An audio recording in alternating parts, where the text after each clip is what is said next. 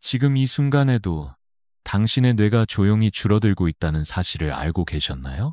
믿기 어려우시겠지만 이는 미국 메이오 클리닉에서 발표한 과학적 결과입니다. 치매 진단을 받기 6년 전부터 뇌는 이미 눈에 보이지 않게 변화를 시작한다고 합니다. 기억을 저장하는 해마라는 부위가 정상보다 3배에서 5배 빠르게 줄어든다고 하는데요. 더 놀라운 건 본인조차 그 사실을 전혀 인식하지 못한 채 일상을 보내다가 어느 날 갑자기 병원에서 치매라는 말을 듣게 되는 경우가 적지 않다는 것입니다. 하지만 희망은 분명히 존재합니다. 약도 아니고 비싼 영양제도 아닙니다. 그저 하루 단 3분이면 충분합니다. UCLA 뇌 연구센터에서 발표한 연구에 따르면 단순한 운동을 8주간 꾸준히 실천한 것만으로도 뇌로 향하는 혈액량이 22% 증가했고 기억력 검사 점수는 15% 향상되었다고 합니다. 이제부터 소개해드릴 5가지 방법은 침대 옆에서도 할 수 있고 TV를 보면서도 심지어 설거지를 하면서도 실천할 수 있는 아주 간단한 운동입니다. 오늘이 마지막 기회일 수도 있습니다. 지금부터 영상을 끝까지 함께 하시고 오늘부터 당장 하나씩 시작해 보시길 바랍니다. 단 3분의 습관이 당신의 뇌를 다시 깨울 수 있습니다. 그렇다면 뇌가 위험하다는 신호는 과연 어떤 모습으로 우리에게 다가올까요? 생각보다 조용하고 또 일상적이기 때문에 대부분의 사람들은 그 징후를 지나치기 쉽습니다.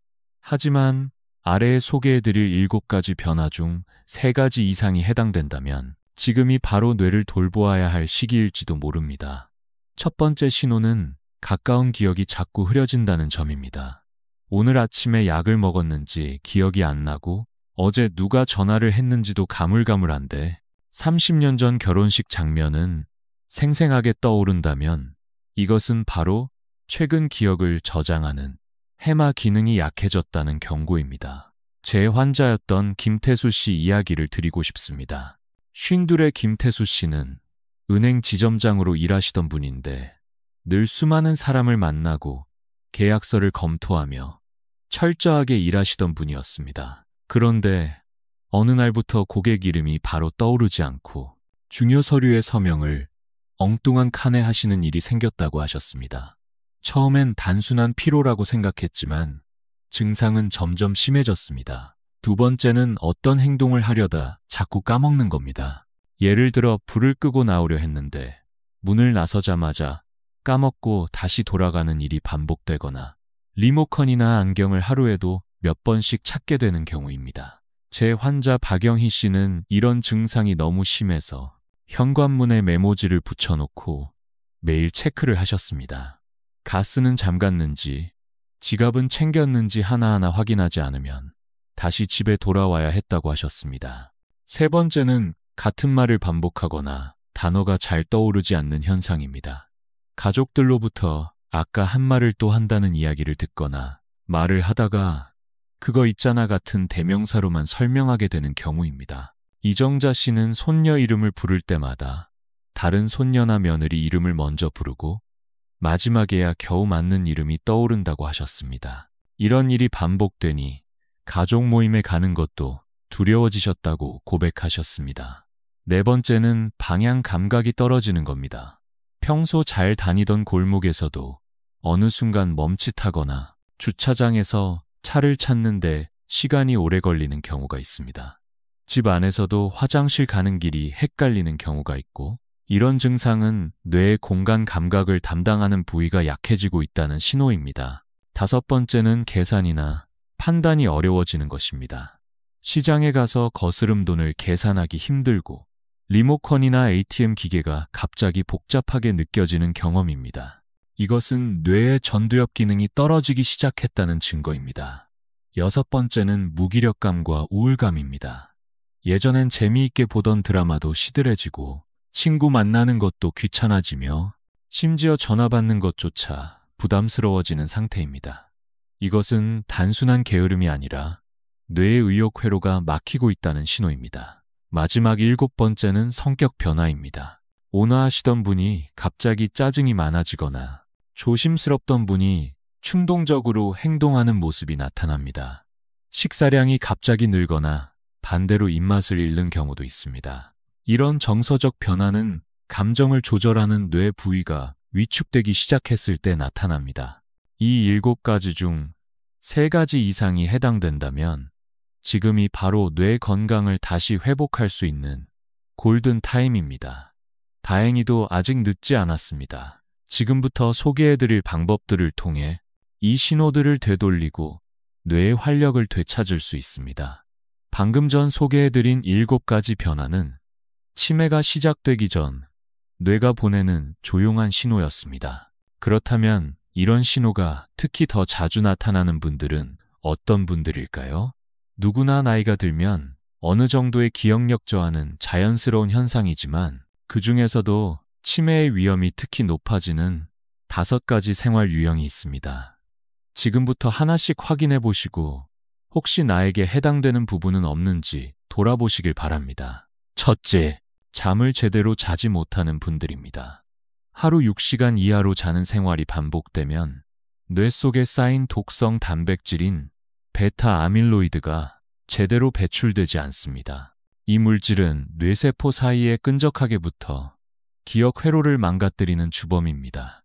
미국 하버드 의대 연구에 따르면 수면 시간이 6시간 미만인 사람은 알츠하이머 발병 위험이 2배 이상 높다고 밝혔습니다. 둘째, 혈압, 혈당, 콜레스테롤이 높은 분들입니다. 이 3가지 수치는 모두 뇌혈관을 좁게 만들고 딱딱하게 변화시킵니다. 서울대병원 치매센터 연구 결과에 따르면 고혈압이 있는 분은 치매 위험이 2.3배, 당뇨는 1.8배, 고지혈증은 1.6배 높았습니다.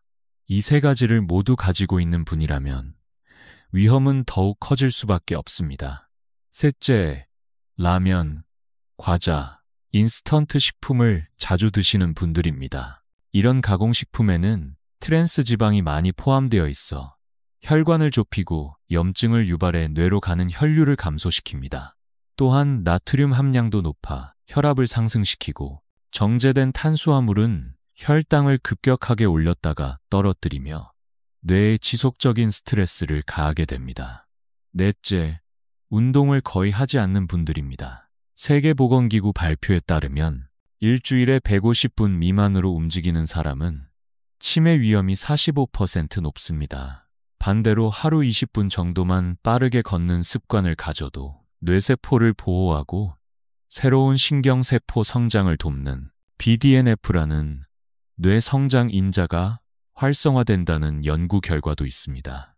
다섯째, 혼자 있는 시간이 많은 분들입니다. 고립된 생활은 뇌의 염증을 증가시키고 사회적 자극이 적으면 뇌 활동이 저하되어 인지 기능이 더 빨리 약해지는 경향이 있습니다. 미국 국립보건연구소는 혼자 지내는 시간이 많은 사람의 치매 발병률이 5배 높다고 발표한 바 있습니다. 말을 나누고 웃고 반응하는 그 자체가 뇌를 깨우는 자극이 되는 것입니다. 이 5가지 중 내가 해당되는 부분이 있다면 오늘부터 작은 생활 습관을 하나씩 바꾸는 것만으로도 충분히 뇌를 보호할 수 있습니다. 지금부터 소개할 첫 번째 운동은 입과 혀를 통해 뇌를 깨우는 아주 간단한 방법입니다. 앞서 말씀드린 5가지 생활 습관이 우리 뇌를 조용히 위협하고 있다면 이제는 반대로 뇌를 깨우는 자극을 주는 시간입니다. 그 첫 번째 방법은 바로 입과 혀를 움직이는 아주 간단한 운동입니다. 별것 아닌 것처럼 보이지만 뇌과학자들이 실제로 효과를 검증한 방법입니다. 우리 뇌에서 손 다음으로 가장 넓은 영역을 차지하는 부위가 어딘지 아시나요? 바로 입과 혀입니다. 혀는 우리 몸에서 가장 복잡하고 정교한 근육 중 하나로 입을 열고 말을 하는 그 자체가 뇌를 자극하는 훌륭한 운동이 됩니다. 하버드 의대와 일본 국립뇌연구소 공동 연구에 따르면 혀를 움직이는 것만으로도 전두엽과 운동피질에 가는 혈류가 증가하고 단어 회상 능력이 향상된다고 발표했습니다. 그 중에서도 특히 효과적인 방법이 바로 파카라 발음 운동입니다. 방법은 간단합니다. 입술을 꼭 닫았다가 톡 터트리듯이 파, 목 안쪽에서 공기를 밀어내며 카, 혀끝이 위심몸을 톡 튕기듯 소리내며 라, 이 세 가지를 차례로 연결해 파카라라고 발음해 보세요. 입을 크게 벌리고 소리를 또렷하게 내는 것이 중요합니다. 하나 파, 둘 카, 셋 나. 이렇게 10번씩 천천히 반복하면서 혀의 움직임에 집중해 주세요. 좀 더 익숙해지셨다면 순서를 바꿔보세요. 라카파 혹은 숫자를 섞어서 하나 파, 둘 카, 셋 라, 넷 파, 다섯 카. 이처럼 입과 혀의 움직임이 복잡해질수록 뇌는 더 활발히 반응하고 새로운 신경회로를 만들어냅니다. 말을 자주 하는 직업을 가진 분들이 치매 발병률이 낮다는 연구 결과도 있습니다. 교사, 상담사, 사회복지사 등 대화를 많이 하는 분들은 뇌를 자연스럽게 자극하는 셈이지요. 이 운동은 하루 3번, 식사 후 잠깐의 시간만 투자하셔도 충분합니다. TV 보실 때 양치 전 거울 앞에서 설거지하면서도 쉽게 하실 수 있습니다. 처음엔 어색하고 천천히 해도 괜찮습니다. 중요한 건 매일 반복하는 습관입니다. 다음으로는 혀 운동을 좀 더 구체적으로 해보겠습니다. 입을 다문 상태에서 혀끝으로 볼을 밀거나 입안에서 숫자를 그리듯 원을 돌려보는 것도 좋습니다. 이처럼 혀 하나만으로도 뇌는 다시 깨어날 수 있습니다. 입과 혀를 움직여 뇌를 자극하는 데 이어 이번에는 손을 활용한 간단한 운동으로 뇌를 다시 한번 깨워보겠습니다. 손은 흔히 밖으로 나온 뇌라고 불릴 정도로 뇌와 깊이 연결된 신체 부위입니다. 우리 뇌세포 중 약 30%가 손의 움직임과 연결되어 있으며 손끝을 정교하게 움직일수록 뇌의 자극은 더욱 강해진다고 합니다. 특히 양손을 함께 사용하는 운동은 뇌의 좌우 반구를 동시에 활성화시키는 효과가 있습니다. 일본 츠쿠바 대학 연구에 따르면 손자극 운동을 하루 5분, 4주간 꾸준히 실천한 그룹은 작업 기억력이 23% 향상되었다고 보고했습니다. 그럼 지금부터 아주 간단한 동작부터 함께 해보겠습니다. 먼저 양손을 무릎 위에 올려놓고 양쪽 엄지와 검지를 톡 하고 맞춰보세요. 그 다음은 엄지와 중지, 그 다음은 엄지와 약지, 마지막으로 새끼손가락을 톡. 이제 다시 거꾸로 새끼손가락부터 엄지까지 돌아옵니다. 이렇게 10번 정도 반복해주세요. 처음엔 헷갈릴 수 있지만 괜찮습니다. 헷갈릴수록 뇌가 더 열심히 작동하고 있다는 증거입니다. 그 다음 동작은 손바닥과 손등을 번갈아 치는 운동입니다. 팔을 가슴 높이로 들어 앞으로 내밀고 손바닥끼리 탁, 그 다음은 손등끼리 탁. 이 동작을 리듬에 맞춰 탁탁탁탁하 이렇게 반복해보세요. 이 운동은 단순하지만 뇌량이라 불리는 좌우 뇌를 연결하는 부위를 자극하는 효과가 있습니다. 조금 더 복잡한 동작도 해보겠습니다. 왼손은 엄지와 새끼손가락, 오른손은 엄지와 검지를 잡고 서로 동시에 손가락을 교차해보세요. 다음에는 각 손의 손가락을 하나씩 바꿔가며 진행합니다. 처음엔 어색해도 리듬을 유지하며 10번 반복해주세요. 제 환자였던 81세 최영수 씨는 이 손가락 운동을 매일 아침 신문을 읽으면서 따라 하셨습니다. 처음엔 손끝이 잘 움직이지 않아 답답하셨지만 3개월 후에는 바느질도 다시 가능해지셨다고 기뻐하셨습니다. 이처럼 손을 움직이는 사소한 습관 하나가 뇌를 자극하고 기억력과 집중력을 되살리는데 큰 도움이 될 수 있습니다. 다음으로는 우리 몸 전체를 활용하는 가장 효과적인 방법, 빠르게 걷기에 대해 알아보겠습니다. 손끝의 작은 움직임만으로도 뇌가 깨어난다면 우리 몸 전체를 사용하는 운동은 얼마나 큰 자극이 될까요? 그 대표적인 방법이 바로 걷기입니다. 특히 일정한 속도로 빠르게 걷는 습관은 뇌에 혈액을 공급하고 해마의 크기를 증가시키는 효과가 있다는 것이 이미 여러 연구를 통해 입증되었습니다. 미국 하버드 의대 연구팀은 하루 30분간 빠르게 걷는 것만으로도 기억을 담당하는 해마의 크기가 2% 증가했다고 발표했습니다. 뇌로 향하는 혈류량도 25% 이상 늘었고 인지기능 또한 유의미하게 향상되었다고 합니다. 걷기의 핵심은 약간 숨이 찰 정도의 속도입니다. 문장을 두세 개 이어서 말할 수 있지만 그 다음에는 숨을 고르게 되는 정도면 적절합니다. 팔을 어깨 높이까지 자연스럽게 흔들고 보폭은 평소보다 한두 걸음 넓게 발 뒤꿈치부터 착지하며 몸이 앞으로 자연스럽게 굴러가듯 걸어보세요. 1분에 약 100번에서 110번 정도 발을 내딛는 속도가 이상적입니다. 처음 3분은 천천히 준비 운동처럼, 다음 20분 정도 빠르게 걷고 마지막 3분은 다시 속도를 줄이며 마무리하는 구조가 좋습니다. 가능하면 매일 같은 시간에 걷는 것이 좋고, 날씨나 상황이 허락하지 않을 땐 집 안에서 계단 오르기나 한 정거장 걸어가기 등으로 대체해 보세요.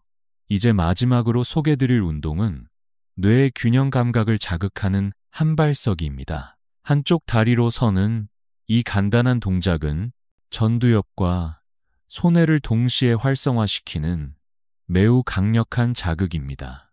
방법은 간단합니다. 벽이나 의자 등 안전한 곳을 가볍게 짚고 한쪽 다리를 들어 10초에서 30초 버텨보세요. 눈을 감고 도전하면 난이도는 올라가지만 그만큼 뇌는 더 깊이 반응합니다. 넘어지지 않도록 항상 조심하면서 진행해주세요.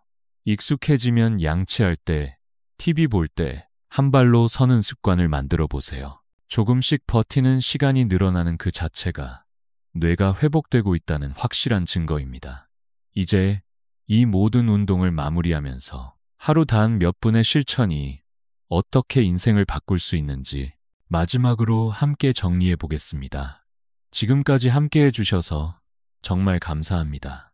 우리는 단지 몇 분의 짧은 시간만으로도 뇌를 자극하고 기억력을 회복할 수 있다는 희망을 확인했습니다. 오늘 말씀드린 5가지 운동을 다시 정리해 드릴게요. 첫째, 입과 혀를 자극하는 파카라 발음 운동. 단어 회상과 언어 유창성을 높이는 데 도움을 줍니다. 둘째, 손가락 끝을 섬세하게 움직이는 손 운동. 좌우 뇌를 동시에 깨우고 작업 기억을 향상시킵니다. 셋째, 하루 20분 빠르게 걷기. 해마의 크기를 늘리고 뇌혈류를 증가시킵니다. 넷째, 목과 두피를 부드럽게 마사지하여 긴장을 완화하고 뇌로 가는 혈액의 흐름을 열어줍니다. 다섯째, 한쪽 발로 서는 균형 운동. 전두엽과 손해를 동시에 활성화해 전체적인 뇌 기능을 유지하는 데 큰 역할을 합니다. 이 모든 운동은 어려운 기술도 필요 없고 비싼 도구도 필요하지 않습니다.